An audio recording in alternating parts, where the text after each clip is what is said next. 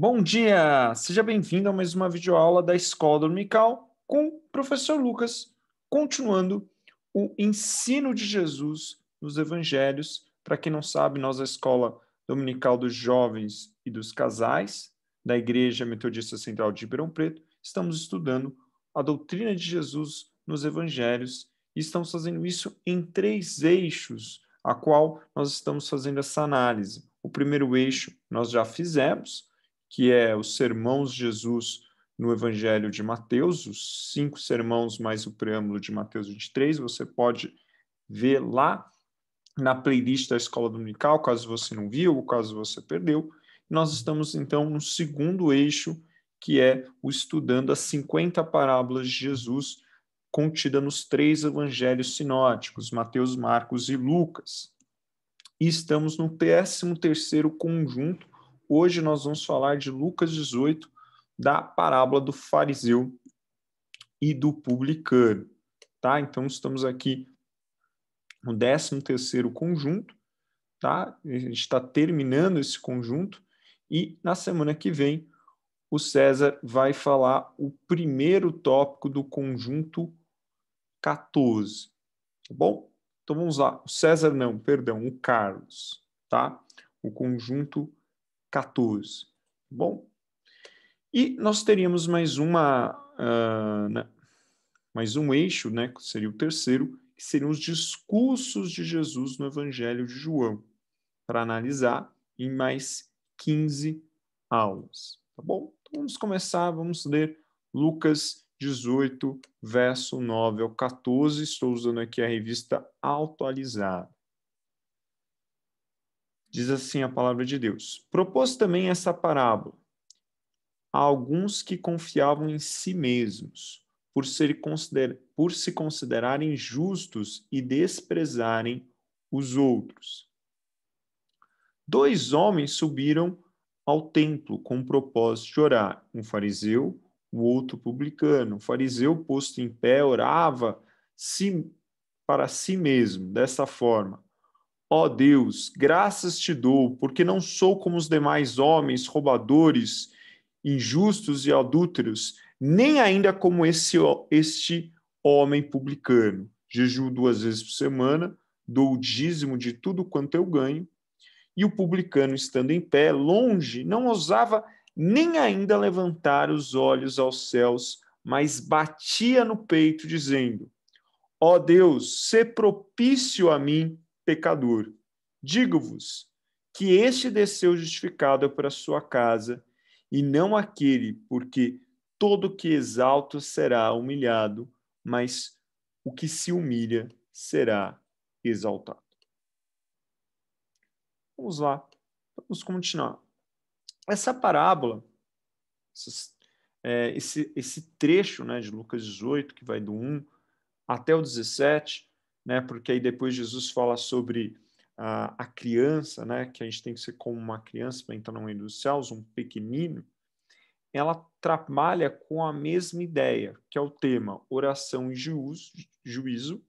Esse tema aponta uma clara ruptura ao sistema judaico da época de mérito, porque ele quer demonstrar a justiça vinda por um ato da graça e da misericórdia de Deus e não do mérito humano. Por isso que a palavra justiça ela é muito repetida, né, nesses 2 trechos, né, dessas 2 parábolas. Então a palavra de caos, né, ou variantes dela é citada em Lucas 18, 14, Lucas 18, 3, 18, 5, 18, 7, 18, 8. Então, são várias repetições da mesma palavra, ou suas variantes, ou contradições a ela, como antidicou, ou adica, que seria adversário, injustiça no 3 e no 6. Então,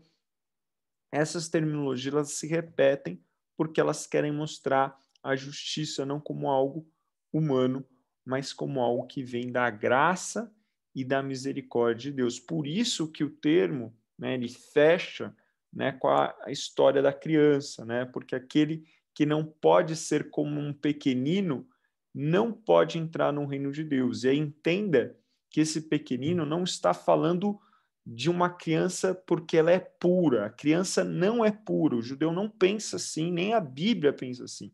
Se a criança é pura, Jesus não tinha que morrer por ela. Entenda isso. A criança não é pura, ela tem a herança de Adão. Quem já cuidou de uma criança por alguns segundos sabe que ela é muito egoísta, que ela não sabe dividir, ela não sabe várias coisas. Por quê? Porque ela nasce já com a herança de Adão, ela tem herança adêmica, ela nasce com um centro em si mesmo e não em Deus, né? Então, entenda isso. Então, quando ele fala com uma criança, no sentido de dependência, né? Uma criança sem os pais não poderia sobreviver naquele momento. Então, se nós somos dependentes como uma criança, nós podemos entrar no reino de Deus. Por isso que a palavra ali pequenino, ela não dá só o termo criança, ela dá todo aquele que é dependente, necessitado, porque nós dependemos da justiça e da graça de Deus. É óbvio que comparado com um homem adulto, uma criança é ingênua, tem uma inocência maior, mas ela não é pura, isso que eu quero que fique claro, ela não é pura, ela tem já um egoísmo intrínseco nela. Então, a gente tem que desconstruir essa visão do bom selvagem de Rousseau, que vai totalmente contrário da antropologia bíblica, que diz que nós, como essa antropologia muito bem reproduzida na obra de Hobbes, o homem é lobo do próprio homem. Né? Por quê? Porque ele é movido pelos seus desejos e vontades. Então, como que você muda esse homem? Redimindo ele em Cristo, dependendo da graça de Deus. Esse é o tema, né, do 18:1 até o 18:17. E essas duas parábolas aí, tanto a que foi muito bem falada pelo César, como a de hoje, elas só tem no Evangelho de Lucas. São parábolas específicas do Evangelho. E essa estrutura dessa parábola é uma parábola de narrativa indireta simples, né? Não é uma história exemplo, tá? Porque a história ela não funciona como exemplo, mas ela funciona numa estrutura de síncrese, onde você tem um propósito da parábola e esse propósito é apresentado por uma contraposição de duas pessoas numa narrativa, e essa contraposição de dois personagens na narrativa é justaposta. E aí depois você tem uma finalização da parábola que traz a moral e a instrução. Então, é nessa contradição, nessa contraposição de opostos que vem o ensino que Jesus quer passar. E aí, como que é a sua estrutura? Começa com o propósito da parábola dela, no verso 9, o verso 10 ao 13 conta essa narrativa indireta de contraposição, colocando os elementos numa narrativa só, e aí no verso 14 vem a sentença, vem a instrução de Jesus sobre o tema. E para a gente entender essa contraposição com bastante profundidade, a gente vai ter que estudar um pouquinho sobre quem era o fariseu e quem era o publicano. Tá? É muito importante a gente saber disso, senão a gente não tem entendimento total sobre a parábola. Então, o que eu vou trabalhar aqui? Eu vou falar um pouquinho como que era o pensamento religioso do fariseu, quem era o fariseu e quem era o publicano, como que era essa profissão que ela fazia, como ela era vista no contexto judaico. Tá? Então, vamos lá. Primeira coisa, o sistema religioso farisaico é um sistema ritualista, de guardar a lei. Por que ritualista? Porque eles acreditavam que eles poderiam guardar todos os 613 mandamentos com obras subrogatórias, onde, por meio dessas obras, que seriam aquilo que era fundamental, você conseguia cumprir toda a lei. Por isso que é um sistema de rituais, é um sistema de práticas, né? Então, só que isso, como Hebreus fala, não mudava o coração do homem. Eles se viam como, né, os escribas se viam como herdeiros da cadeira de Moisés, e eram os escribas que traziam a Talmud, a lei oral, e nessa lei oral tinha a interpretação de como cumprir a lei. Então, se eles cumprissem a lei, eles eram herdeiros de Moisés. Então, os escribas se assentavam, né, essa ideia da cadeira, é aqueles que interpretam a lei, aqueles que têm a chave do reino dos céus, né, porque ligam e desligam o que é importante na lei, e os fariseus, que seguiam essas interpretações da lei oral, eles acabavam sendo piedosos da lei, ou aqueles que guardavam a lei, aqueles que eram filhos de Moisés, né? E então eles acreditavam que a salvação vinha por meio das obras, tá? Por meio de você guardar essas leis superrogatórias. Daqui a pouco eu falo um pouco mais dela. E aí, essas interpretações, elas acabavam muitas vezes perdendo o sentido original do negócio, da essência da lei. Então, vou te dar um exemplo. Você tem a lei de não trabalhar no sábado. E aí, o que vinha a lei oral, uma interpretação rabínica? Mas o que é trabalhar? E aí eles começam fazendo vários tratados do que é trabalhar. Trabalhar é arar a terra. Então, tudo que levanta o pó é arar a terra. Então, se eu cuspir no chão no sábado, eu estou trabalhando, porque eu estou levantando o pó da terra. Entende? Então, eles vão perdendo o sentido do sábado. Qual era o sentido do sábado? Adorar a Deus e ficar com a família. Basicamente isso. Adorar a Deus em família e depois ter um momento da família para contar as histórias de Deus, para conversar e dialogar. Era isso que era guardar o sábado. Esse era o propósito do sábado. Mas eles acabavam virando mais uma loucura do que você não podia fazer. Então, esse era um problema, né? Perde-se a essência. Por isso que Jesus fala, vocês escoam um mosquito e deixam passar um camelo. Ou seja, escoavam o menor animal da lei. Eles não tinham a noção, né, que não era um animal, mas enfim, eles citavam como animal. E aí o maior animal impuro da lei, na cultura deles, seria o camelo. Por isso que coam um mosquito e deixam passar um camelo.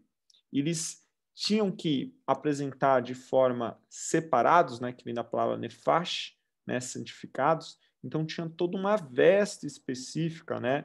Seja esse manto que eles usavam com esses filactérios, que é essas franjas, desculpa, que representam a instrução e a santidade da lei, que tinham 12 pontas representando as 12 tribos, né? Tinha esses filactérios que eles seguravam na mão para fazer a oração, né? No braço e na testa para fazer a oração, e tinha essas franjas, não só na túnica, como não só nesse manto, como na túnica deles. Jesus vai criticar, né, porque eles sempre gostam de estar nos primeiros lugares, gostam de ser chamado rabi, né? Geralmente os fariseus são de comunidades que têm que ser aceito como discípulo, né? E geralmente vinculado a uma escola rabínica, pode ser de Shimel, pode ser de Shammai, desculpa, de Hillel, tá? E aí qual que é o grande problema? Eles só se preocupam em criar o quê? Normas e não mudar o coração do homem. Então aqui outro exemplo dos fariseus, né, que vem da parábola parush, separados. Esse movimento inicia lá com o processo dos macabeus, né, que vão se revoltar contra a helenização do reino de João Uricano, e eles vão acabar sendo defensores da lei, da busca da lei. E aí a sua base está tanto na Torá, né, como na Talmud, tanto na lei de Moisés como nos escritos, na tradição oral, né? E aí eles buscando os dois, né, eles entendem que vão ter eternidade no berço de Abraão, diferente dos saduceus que não acreditam na eternidade. O homem morre e acaba de existir. As duas principais escolas é a Shammai e Hillel. A Shammai é uma escola mais ortodoxa e a Hillel é uma escola menos ortodoxa, mais progressista. Então, elas tinham elementos bons e ruins. Por exemplo, a Shammai via, por exemplo, a mulher como uma propriedade, porque lá nos 10 mandamentos, quando ele fala para não cobiçar, ele fala de várias propriedades, ele termina na mulher. Então, ele não vê a mulher em igualdade como homem, mas sim como uma propriedade. O Hillel não.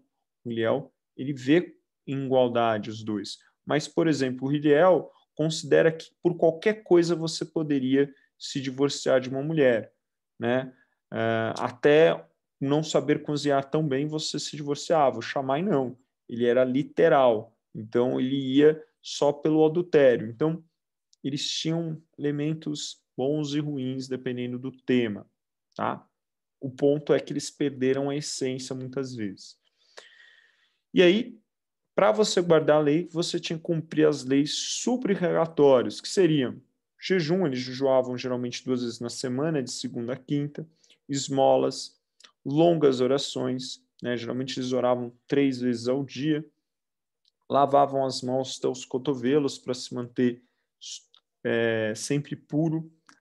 Por quê? Porque ele poderia ter colocado uma mão e algo impuro e não tinha percebido, e aí se ele se alimentasse, ele ficaria impuro, ou se colocasse a mão, ele ficaria impuro.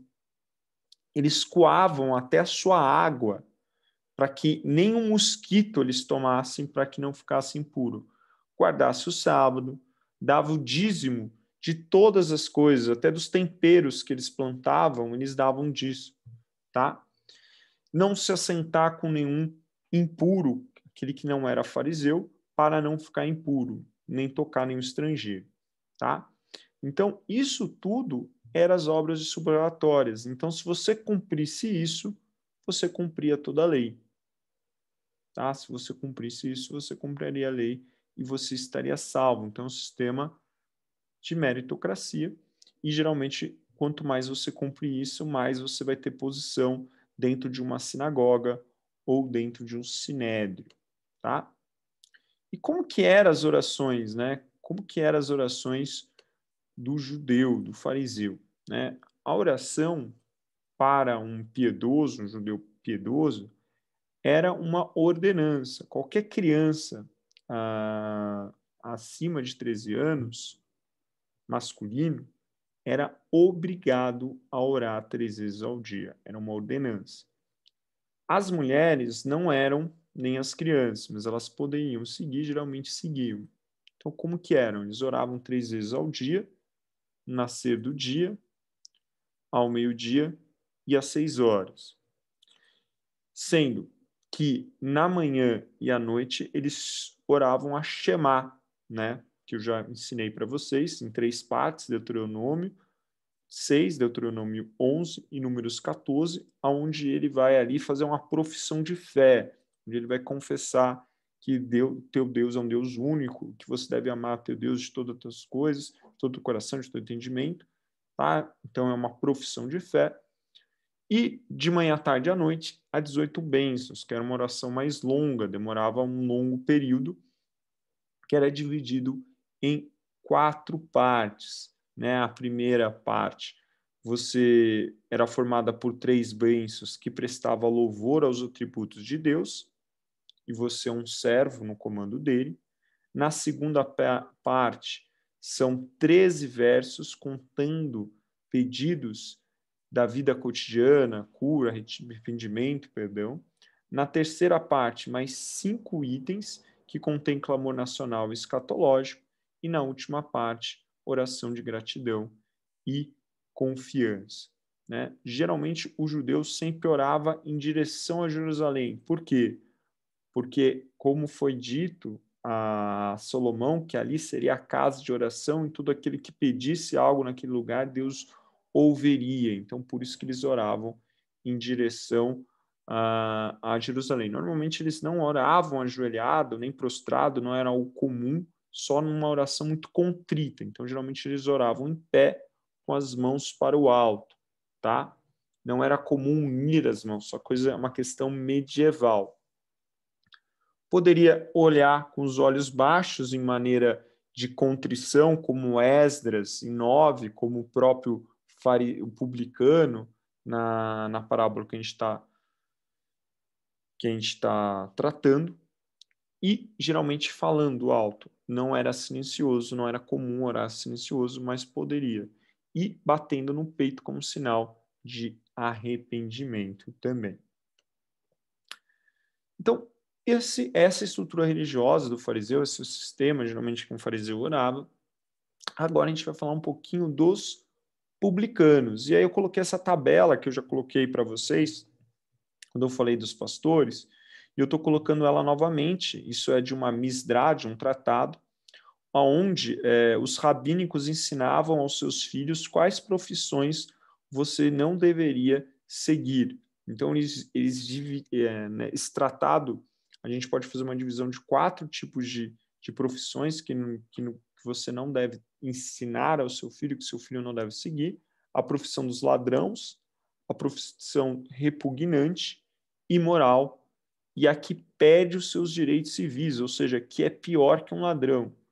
E você percebe que dentro desse último, que era a pior de todas, está quem? O coletor de impostos, está o publicano. Então, para você entender, ser publicano, ser cobrador de impostos, era pior que ser um ladrão. Era se tornar um escravo, é perder seus direitos civis, é ser um traidor da nação. Então, é desta forma que era visto os publicanos. Por isso que a Talmud vai comparar ele pior que um ladrão e como um escravo. E por isso não era aceito seu dízimo, a oferta, não era aceito seu dízimo no templo, nem a oferta para os pobres, porque era um dinheiro ilícito que iria corromper, que corromperia o tesouro de Deus. Tá?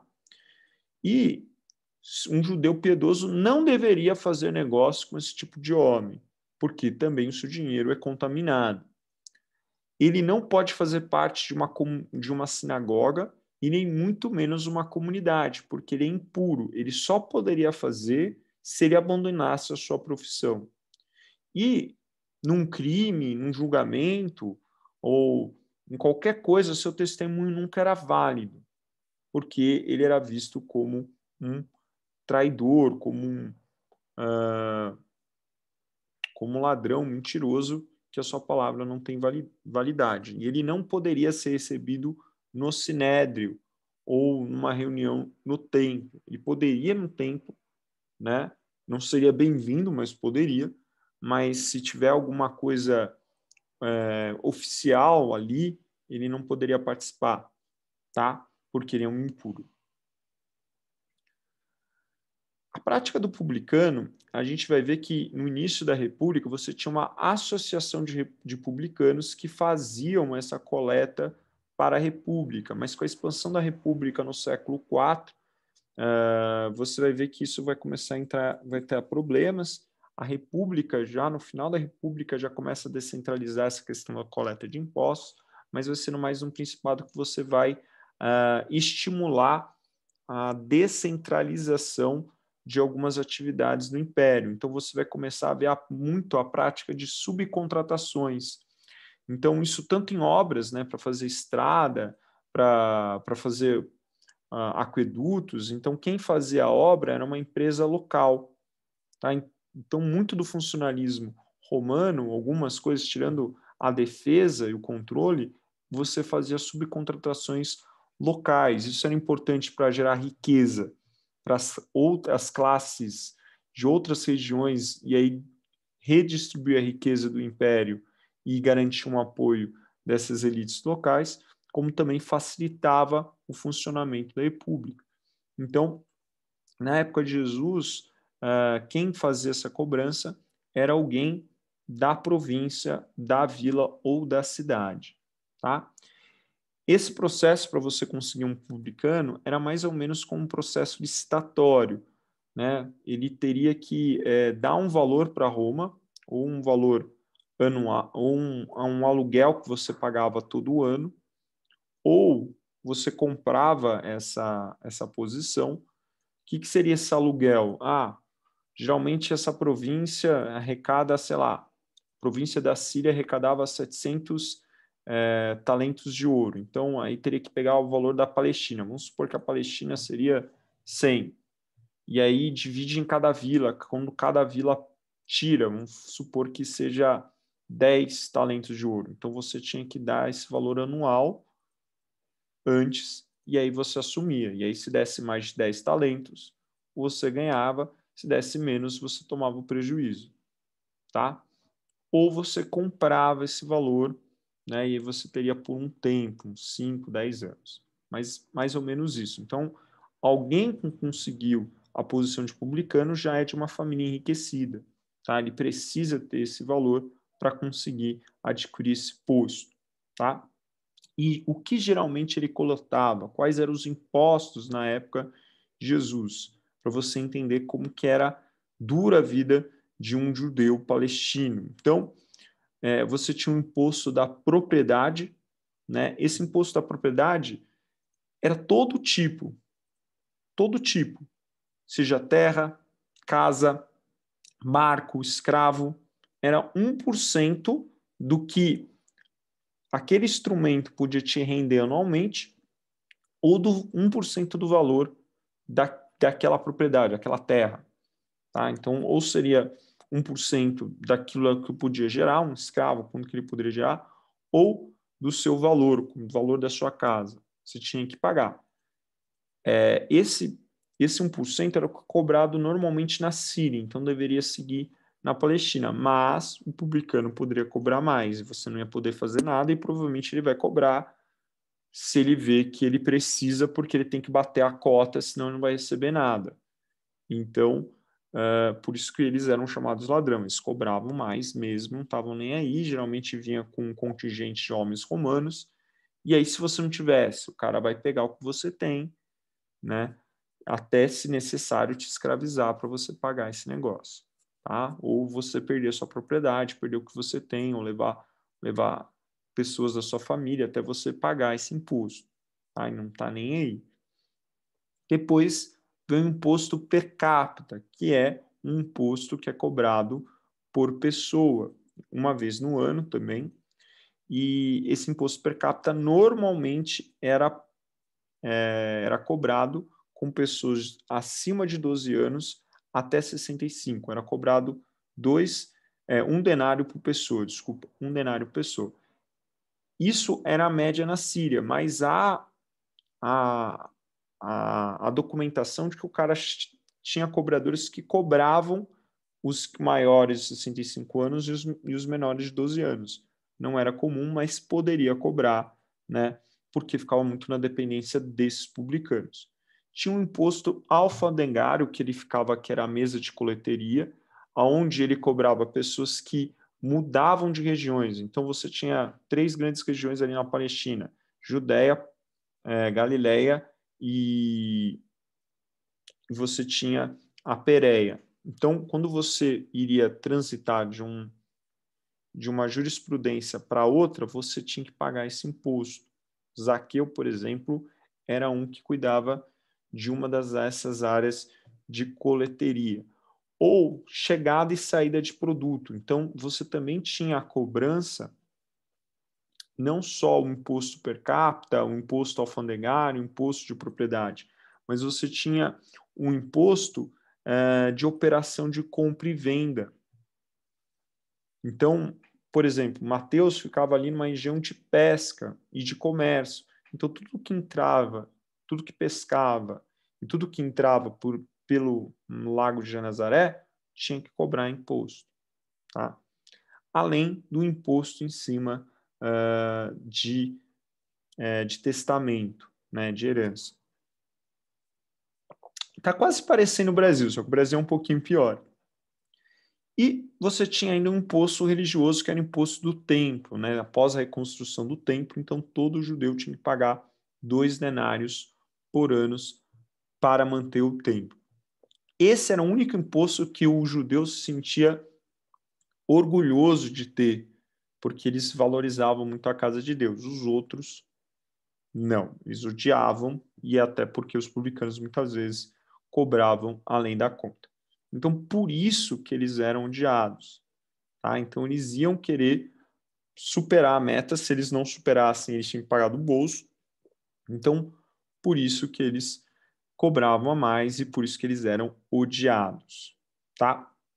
Geralmente eu posso alugar, mas eu contrato outras pessoas, né, para atuar junto comigo, e aí eles também vão ter metas, né, e aí eles também podem cobrar, além do meu, deles. Então, quando você fala de Zaqueu maioral dos publicanos, significa que ele que tinha esse aluguel, ele que tinha essa representação e tinha um grupo que com ele coletava. Por isso que era um maioral, tá? Então, essa era a função do publicano, por isso que ele era tão odiado na época. E aí o texto começa dizendo que o fariseu e o publicano subiram e depois desceram. Por quê? Quem não sabe, o templo ficava numa colina na ala oeste de Jerusalém, e ele ficava com vários outros conjuntos de colinas em volta, tá?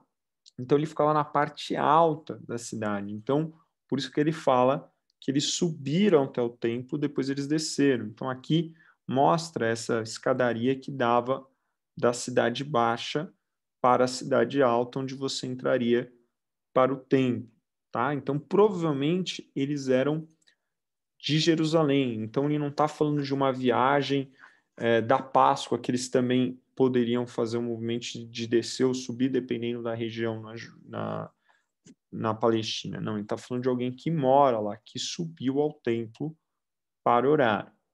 Se ele subiu o templo para orar, normalmente o horário seria das 3 horas, como também indica em Atos 3. E por quê? Porque às 3 horas seria após a oferta pela manhã, a oferta da manhã é a oferta expiatória por Israel e perdão dos pecados. Então o adorador poderia entrar sem pecados diante do templo no momento da oferta de incensos suaves de louvor e adoração ao Senhor. Então já tinha feito o sacrifício expiatório, estava no momento de incenso, de oferta ao Senhor. Então era nesse momento que ali no átrio dos homens eles estariam fazendo a oração e não tendo naquele momento o sacrifício, também seria um momento mais propício, né, de fazer essas orações. Nesse momento da oração de 3 horas, quando as pessoas iam para o templo, nesse horário, eles iam fazer uma oração de agradecimento e de petição pessoal. Então, é alguma coisa pessoal que ele está orando. Então, não vai naqueles 3 esquemas que eu te falei. Seria algo extra, algo importante para ele, para se dirigir ao templo, tá? Então, seria uma oração pessoal, que normalmente ele faria em pé e de voz alta, como eu disse. Então, é nesse contexto que entra o fariseu publicano. Então, Jesus está contando um momento que, às 3 horas, as pessoas que têm algum agradecimento, alguma petição muito sério, iriam para o templo orar, um momento de incenso. Então, um contexto normal de pessoas indo para o templo orar. E quem era o ouvinte desse texto, né? Aonde Jesus falou, qual que é o objeto desse texto? Então, a gente não sabe onde exatamente Jesus falou. A gente sabe que esse material ainda está na narrativa de viagem, onde Jesus vai indo da da Galileia até Jerusalém, na Judéia. Então, ele vai fazendo várias parábolas, sermões, e vai indo no caminho. Então, aqui não se sabe ao certo onde ele estava. A gente sabe que no capítulo anterior ele já tinha passado ali a Samaria, estava indo para Jerusalém, tá? Mas a gente não sabe que parte ele está, né? Se ele está perto ou não. O texto não deixa claro. E ele também não deixa claro o ouvinte, né? Então, provavelmente, ele está na viagem e ele está falando com a multidão e com Jesus. Como Jerusalém é um tema muito repetido nessa parte final, ele cita Jerusalém no capítulo 17, 18, 19, possivelmente ele estaria chegando. E aí, por estar chegando em Jerusalém e Jerusalém é um lugar de muita força religiosa dos fariseus, Jesus faz um discurso àquela multidão que o acompanha de não de se assemelhar como os fariseus, não ter uma religião como a dos fariseus. Então Jesus estava chegando em Jerusalém e estava orientando como eles não deveriam se assemelhar. Por isso que o objeto central da parábola é os que confiam em si mesmo, que se acham justos. Claramente uma alusão aos fariseus e também aludindo a um texto de Ezequiel que já criticava essa mentalidade religiosa lá no período do exílio, né, onde Ezequiel vai dizer, Deus vai dizer na boca de Ezequiel: quando eu disser ao justo que certamente viverá, ele, confiando na sua justiça e praticar maldade, nenhuma das suas obras de justiça será lembrada, mas morrerá na maldade que praticou. Ou seja, o justo viverá por Deus e não confiando na sua própria justiça. Então, Ezequiel já fazia essa recomendação do povo não depender da sua justiça, mas da graça e misericórdia de Deus. Então, quando Jesus fala sobre o que se assemelha aos homens que confiam na sua própria justiça, ele já está apontando a exortação de Ezequiel, né, desse povo de dura cerviz, né, de coração duro. E aí a gente entra finalmente no texto, né, onde a gente vai falar agora um pouco da oração do fariseu e depois do publicano. Então, se você parar para pensar como acontece a situação, você fica pensando, mas por que o fariseu cometeu algo de errado? Ora, ele pratica o que está lá em Deuteronômio 26. Ele faz suas orações, ele jejua 2 vezes ao dia, ele dá dízimo de tudo o que ele tem, ele está orando, buscando a bênção de Deus. Então, por que ele não é justificado? Então, o problema não são as práticas religiosas dele. Né? Se você pega lá em Mateus 6, que Jesus fala sobre algumas dessas obras subligatórias judaicas, Jesus não fala para a pessoa não jejuar ou não fazer esmola e nem orar. Jesus fala qual é a essência que você faz essas coisas. Ou seja, você está sendo movido de fazer essas coisas para quê? Para quem? Esse é o foco de Jesus, né? Que a adoração a Deus deve estar no seu coração, né? Onde o centro de transformação do reino de Deus é o seu coração. Então, se o foco não é se assemelhar a Deus, se voltar a Deus, se arrepender a Deus e ser transformado e cada vez mais se assemelhar a Ele, está errado. Que é esse o problema do fariseu. Isso fica explícito na sua oração, quando ele fala que ele não é como os ladrões, como os adúlteros, os cobiçadores, está citando ali os 7º, 8º mandamento, e aí quando ele reforça suas obras, jejuo 2 vezes, dou o dízimo de tudo, a sua oração não é uma oração incomum. Se você pega lá a oração dos judeus, o Sidur, você tem uma oração muito parecida. Ele termina: eu não sou como esse pecador coletor de impostos. Esse tipo de oração, de falar o que ele faz, coisas positivas, o que ele não faz, era comum nos judeus. Você pega aqui a Sidur, olha só uma passagem dele: bendito és tu, ó Senhor nosso Deus, Rei do universo, que não me fez um gentil, que não me fizeste um escravo e que não me fizeste uma mulher. Então, aqui ele vê uma forma pejorativa a mulher, provavelmente da escola de Shammai. Então, o que a gente está vendo aqui? É comum esse tipo de oração que reforça suas qualidades, esse tipo de oração alta que fica se autopromovendo diante de Deus. Então, esse exemplo que Jesus deu não é um exemplo que é uma exceção. Não, é algo comum. É comum. Por quê? Porque o problema aqui é mais do que esse fariseu.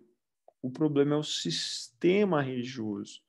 Por quê? É um sistema religioso que dá ênfase no homem e no seu merecimento, na sua capacidade, e não em Deus.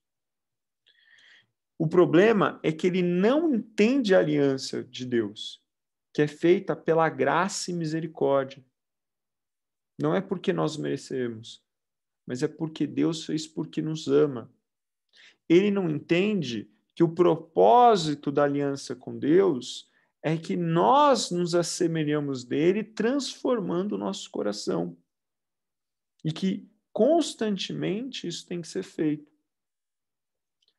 Mas ele vê a sua religiosidade apenas como uma representação exterior. Por isso que Jesus chamava eles de hipócritas, porque, como hipócritas, usavam apenas uma máscara para contar uma história, uma narrativa.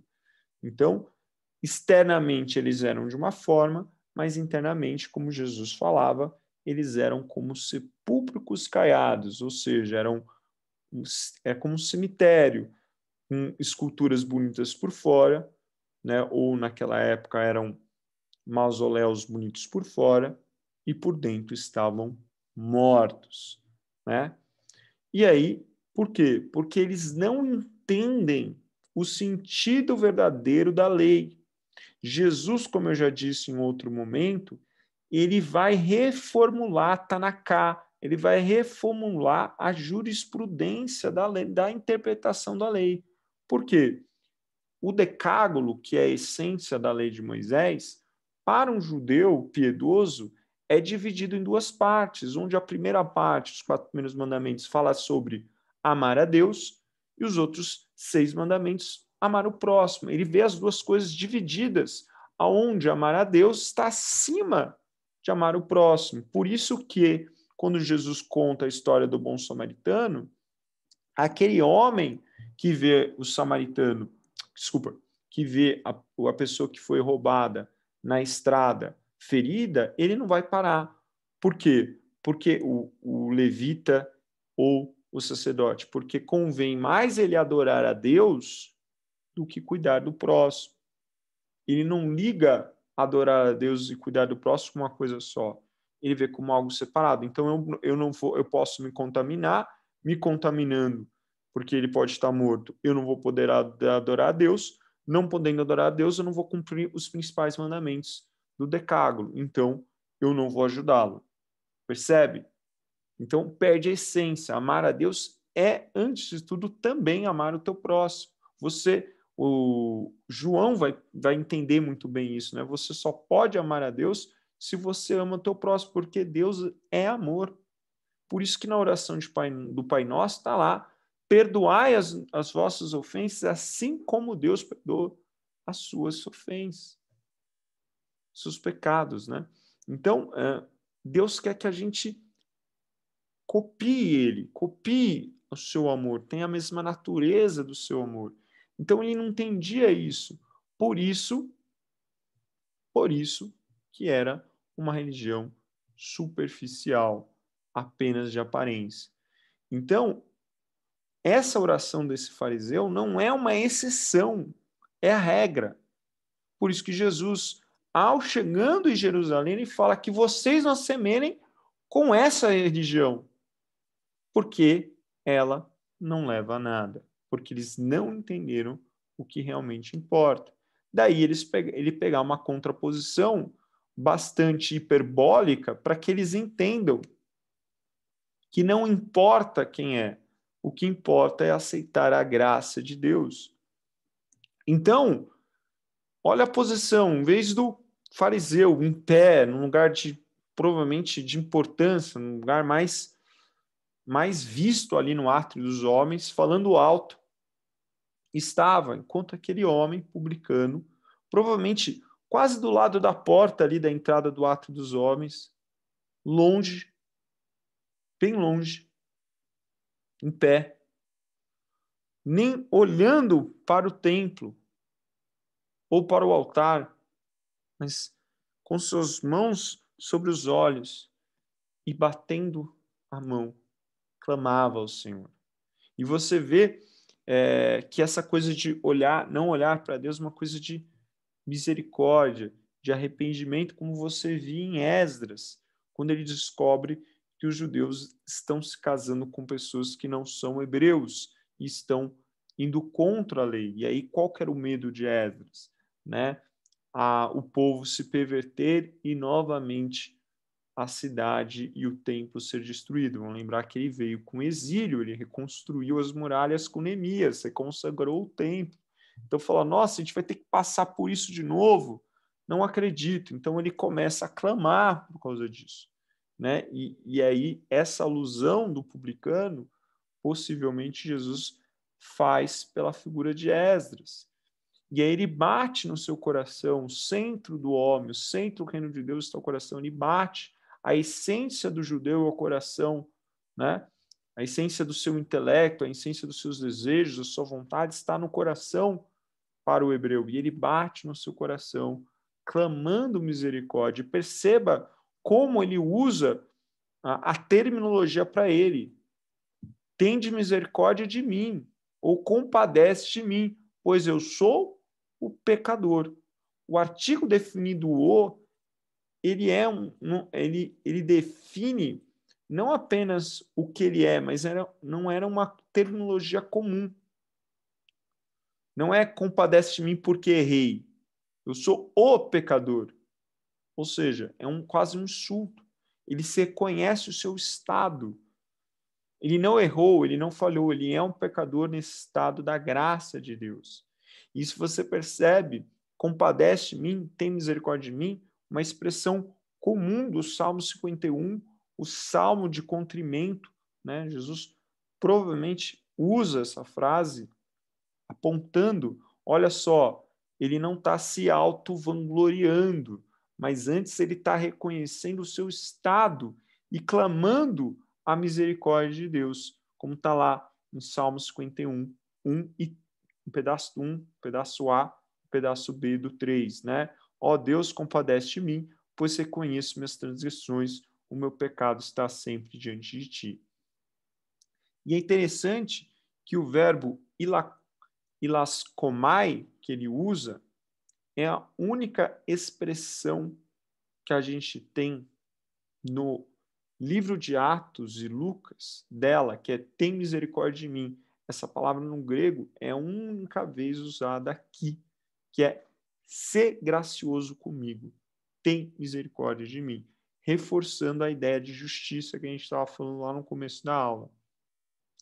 E também aludindo à ideia que já vem em Lamentações 3:42 e Daniel 9:19, que o povo que alto se vangloriava, os filhos de Abraão, os herdeiros de Abraão, de que eles só são herdeiros de Abraão pela misericórdia de Deus, pela graça. São duas orações pedindo pela misericórdia de Deus e volta dos judeus a Jerusalém. Então, essa expressão, além de ser comum em Salmos, também alude a Lamentações de Daniel, para lembrar, olha, se vocês se acham um povo escolhido, os filhos da promessa de Abraão, vocês só são pela misericórdia, não porque vocês são bons, mas porque Deus teve misericórdia de vocês. Então, é uma antítese, não só na figura, né, que normalmente você não esperaria um ato tão verdadeiro como um publicano, porque é uma profissão que normalmente fazia de abusos, enquanto que o fariseu seria uma pessoa que se semelharia a uma pessoa justa. Mas aí, nas suas ações, você vê outra contraposição, alguém que se acha santo, que não precisa de Deus, que tem uma religião que é só de aparência, status político, que não pode transformar o coração, e do outro, uma pessoa que conhece realmente o estado que tem um coração quebrantado, como diz lá em Salmo 51, que Deus não rejeita. e que sabe que só pode ser dependente da graça de Deus, porque conhece a misericórdia. Né? Como diria João Batista, o machado está sobre a raiz. Deus pode suscitar dessas pedras verdadeiros filhos de Abraão. Basta você crer e arrepender. Essa figura do publicano representa isso. E aí você vê, pela primeira vez em todo o Evangelho, o termo dediakomenos, um verbo que porque você vai ver lá no capítulo, no verso 14, quem saiu justificado. O termo justificado, o verbo aqui, ele é um verbo próprio das cartas paulinas, de ser agraciado, aceitação de Deus, absolvido. E a primeira vez que ele é utilizado nos evangelhos, é a primeira e única vez. O apóstolo Paulo vai usar muito desse verbo. Por quê? Porque ele quer retratar que a salvação não vem como modelo farisaico de mérito, porque todos pecaram, todos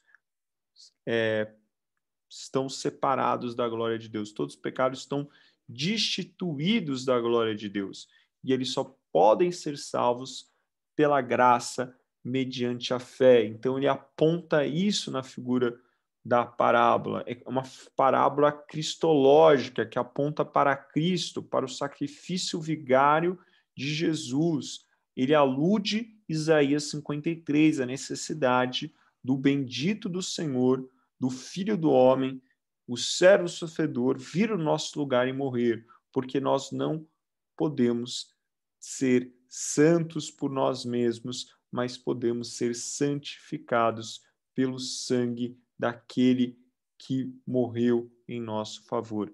Então, aqui é uma ruptura total. A salvação é pela fé, não pelas obras.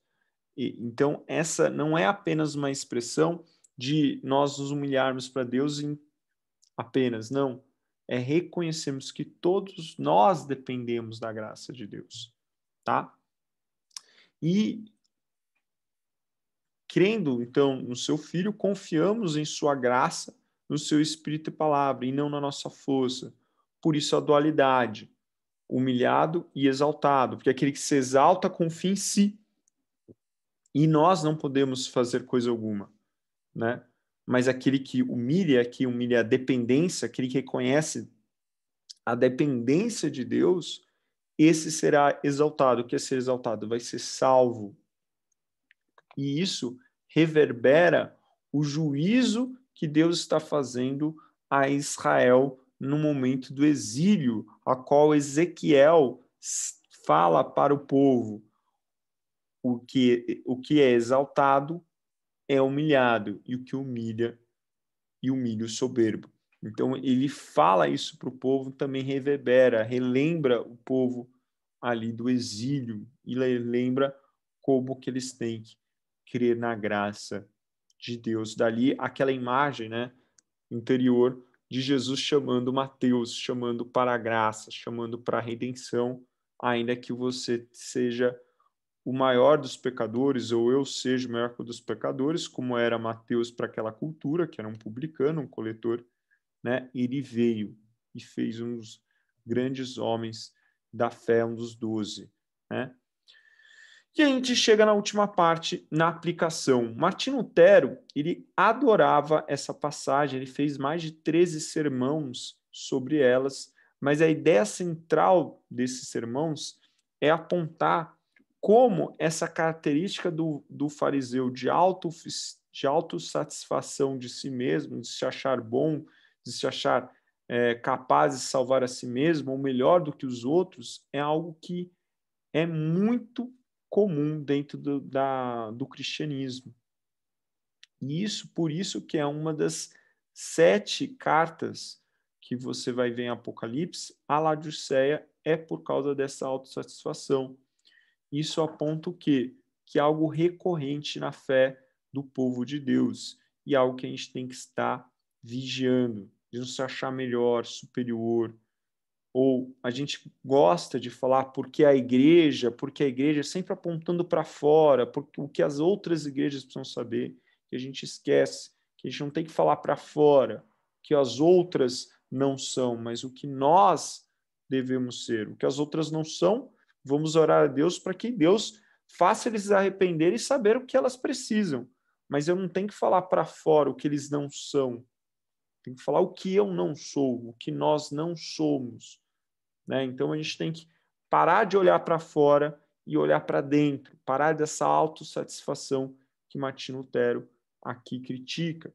E também a gente não pode ter o caminho contrário, né? O orgulho do publicano, procurando uma falsa humildade. Lembra, humildade aqui não é se vestir com roupas de pano e ficar olhando para baixo, falando baixo. Não. Humildade não é ficar igual alguns, tirando a blusa e se chicoteando as costas, ou vou subir as escadarias de joelho. Não, isso não é humildade. Humildade é depender de Deus, saber que tudo que você é, tudo que você vai ser, tudo que você tiver, tudo que você faz é pela graça e misericórdia de Deus. Nós não somos merecedores e nós não somos capazes. É por Ele, para Ele, todo sempre. Amém. É isso que é humildade, é dependência, tá? Além de ser um bom exemplo do que não deve ser os meios de graça. E por que Wesley chama as práticas piedosas de meio de graça? Vamos ver vários meios de graça que nós praticamos, o publicano praticava também. Publicano não, perdão, o fariseu praticava. Mas por que não transformou o coração dele? Porque ele perde o foco à graça de Deus. Por isso que o Wesley chama o meio de graça de um instrumento. Ele é um meio, ele não é um fim. O meio do quê? De transformar seu coração à imagem e semelhança de Deus. É aquilo que a gente chama de processo de santificação. Depois que você tem a justificação, a santificação. Você tem que procurar os meios de graça para continuar se santificando e chegar à perfeição cristã, porque todo desejo cristão é ser santo como ele é santo. Quando Wesley fala da perfeição cristã, não é que nós vamos ser perfeitos, mas que nós temos que desejar com todo o nosso ser e todos os dias da nossa vida a transformação, bater nos nossos corações o desejo de sermos santos, de sermos transformados, de não sermos iguais ao que éramos ontem, de estarmos avançando e crescendo a nossa fé. Esse desejo tem que ser incutido e os meios de graça são um instrumento, mas eles não são um fim. Não basta eu orar todos os dias, não basta eu fazer o vida com Deus, não basta eu ter as minhas obras piedosas, né? Jejum, oração, caridade. Não basta. Se isso não transformar meu coração, se isso não mudar quem eu sou, se isso não me levar à contrição da minha vida,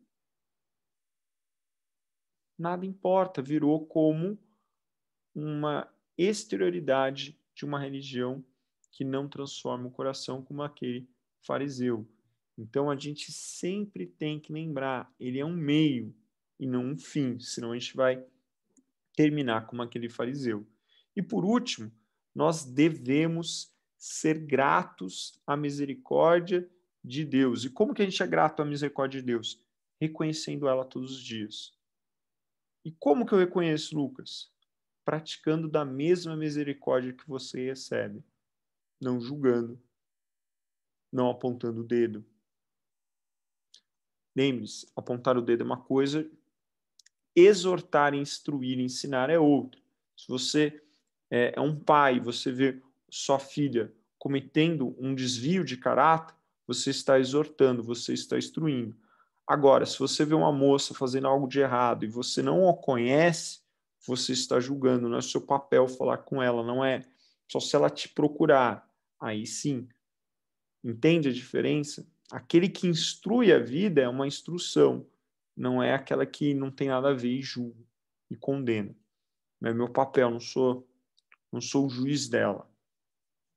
Então, nós temos que receber a misericórdia Nós temos que trazer a misericórdia de Deus que nós recebemos, não julgando, pronto a perdoar, pronto a ter empatia com o outro, a acolher e não excluir, né? Porque quando a pessoa erra, nós ficamos muito magoados, nós temos dificuldade de perdoar, mas não lembramos quantas milhares de vezes nós falhamos com Deus e Deus nos perdoa. A figura do publicano é a figura da pior espécie de pessoa naquele mundo judaico. E ele recebeu inteiramente a misericórdia de Deus. Por quê? Porque Deus é amor e ele está aberto para tudo aquele que clama e chama por ele. Assim devemos ser nós. É difícil, mas nós temos que treinar a nossa natureza para não ser egoísta. Nós temos que treinar a nossa natureza a estar pronto para perdoar, a estar pronto para ter empatia, a não excluir, a incluir, assim como Deus faz conosco. Por isso que tem a oração do Pai Nosso. Você fala, nossa, a oração que é a base das nossas orações devocionais não fala de amor? Claro que fala. Está lá, perdoai as vossas ofensas, assim como eu tenho perdoado os vossos pecados, né? Perdoando as vossas ofensas, assim para que seja perdoado os vossos pecados. Ou seja, assim como Deus te ama, você deve amar as outras pessoas. Se você não ama as outras pessoas, Deus não vai poder te amar. Por quê? Porque ele quer te ensinar o amor, né? O amor é isso, é a troca. Então, ali, a demonstração da misericórdia de Deus a um homem como aquele publicano deve ser ecoada na nossa vida, perdoando, misericórdia e empatia com as outras pessoas. Amém? Então, vamos orar para terminar. Senhor, ensina os nossos corações e nossas mentes depender inteiramente da graça de Deus. Sabemos que nós não somos capazes, fortes, que nós não há nada de bom, mas a tua graça que atua em nós nos faz ter virtudes e só somos salvos pelo sangue do seu Filho, Jesus Cristo. Muito obrigado pelo teu sacrifício na cruz e que nós possamos compreender com inteireza toda a sua ação de amor por nós e assim fazermos o mesmo com nossa vida, com a nossa realidade, com o nosso próximo e não perdermos quem somos, mas procurarmos todos os dias o nosso propósito, sem esquecer que nós dependemos diariamente do teu poder. É o que nós pedimos em nome do seu Filho amado Jesus. Amém. Amém? Amém. Então, um bom domingo. Deus te abençoe. Até a próxima aula. Abraço.